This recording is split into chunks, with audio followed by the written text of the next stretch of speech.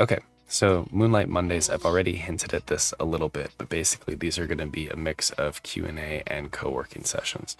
So probably starting around 8:30 p.m. Central Standard Time when I put my kids to bed. I'm going to do whatever is most productive for my moonlighting businesses, which means I'm going to be recording videos for content. I might be doing some journaling for the Sunday Sips. I might be working on a digital class. I might be editing, but we'll also put Google Hangouts out there so you all can work on whatever's highest leverage for you. And the goal is to model that for 3 hours once a week, you could start to build your own entrepreneurial journey little by little. For those of you that are trying to build a personal brand to secure your next best opportunity, this is a great time for you to crank out some content for an hour and a half and have the accountability. So this will again unlock at level 4 once you reach Dr. Frankenstein brain.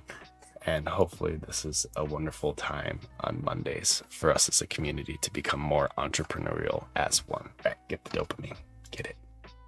We're moving quick.